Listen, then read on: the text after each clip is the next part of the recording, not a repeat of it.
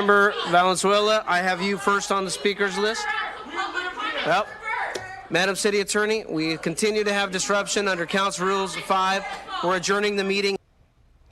Well, that was the Sacramento City Council meeting last night. It ended during public comment over the purchase of an armored police vehicle, also known as the Rook.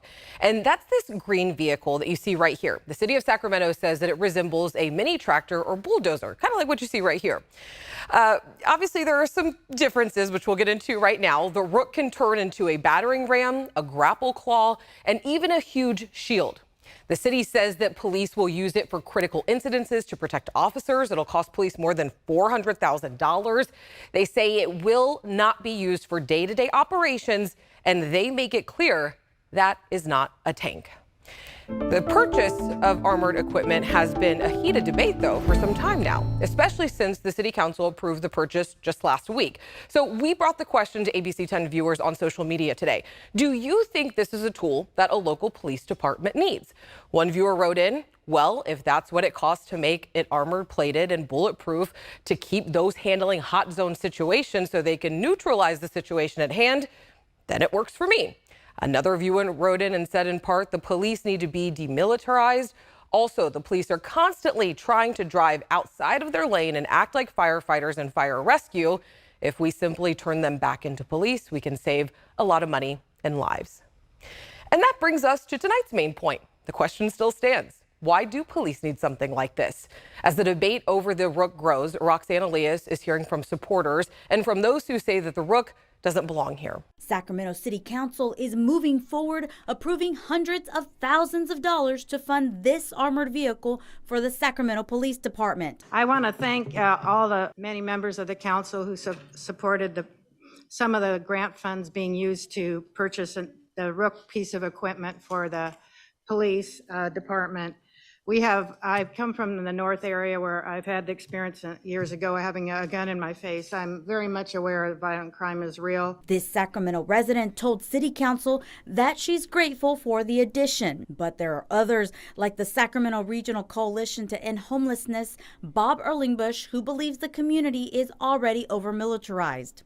It's traumatizing, especially for communities of color that already are traumatized given everything that's happened in this country over the last year or two. City officials say the Rook comes with no purchase cost to the city. The Rook is covered by a federal grant through the Urban Area Security Initiative program run by the Department of Homeland Security. The UASI program is a component of the Federal Homeland Security Grant Program, which aims to help strengthen the nation's communities against potential terrorist attacks, and supports the goal to strengthen national preparedness and resilience and readying the nation for catastrophic disasters. And police say the Department of Homeland Security has identified Sacramento as one of the high-density urban areas most at risk for terrorism. But the question many have is, how will this piece of equipment actually be used? It's not used for routine operation, and it will only be used in the most dangerous of situations.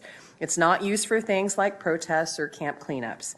We believe that the Rook can help us to provide enhanced protection for our officers and the public while helping us safely navigate really high-risk events that the police department is charged with resolving in our community. Chief Kathy Lester says its unique capabilities can't be accomplished with the equipment they have now. Examples include the ability to move in very tight places, remove dangerous obstacles, and access second stories of buildings and homes. Erlingbush says he's all for keeping officers safe, but he believes the money could have been used for something else. Specifically, with $500,000, you could hire more outreach workers to homeless encampments, provide more services, domestic violence counseling, or mental health treatment, substance use treatment, etc.